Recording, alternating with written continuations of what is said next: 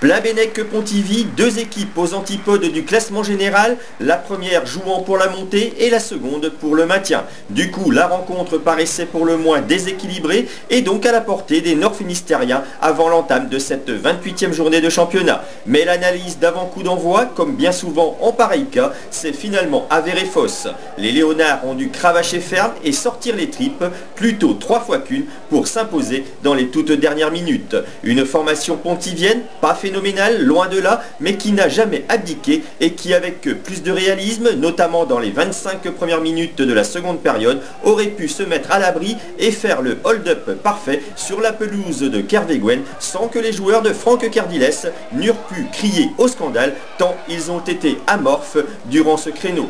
Heureusement, l'épilogue fut différent, un scénario qui débutait pourtant sous de bonnes auspices pour les Plabennecquois qui se montraient les premiers en évidence sur le but du portier visiteur Le Floch, notamment par Laurent David et Jean-Michel Abivin notamment. Ensuite, le ton baissera, les deux formations monopolisant le ballon en milieu de terrain. Il faudra cependant attendre pratiquement la demi-heure de jeu, la 27e minute précisément, pour voir Kerveguen exulter de bonheur. Une transversale de Jean-Michel Abivin trouve Gaëtan Arguillet. Le guéguette local trompe alors Le Floch, 1-0 pour Plabennec.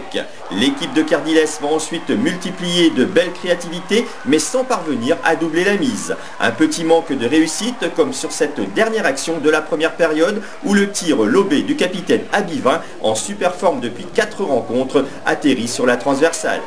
Le retour des vestiaires sera profitable aux Morbihanais, les coéquipiers de Dacosta se ruant sur tous les ballons avec un pressing constant qui va rapidement payer et déstabiliser Plabennec. 49e minute, ouverture millimétrée de Le Guével pour Videra qui fit le battre Mottier pour l'égalisation.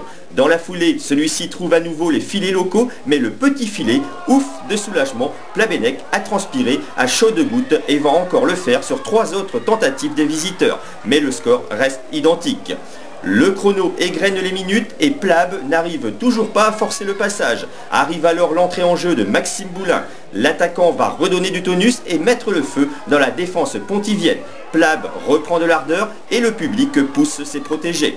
La conclusion du scénario arrive après plusieurs tentatives, notamment par Boulin, qui reprend victorieusement un centre en retrait de Jean-Michel Abivin. Le Floch et ses coéquipiers ne peuvent que constater les dégâts. Pour eux, c'est le calice, tandis que Plabennec sable le champagne, mais qu'il était temps. Il restait 3 toutes petites minutes à jouer.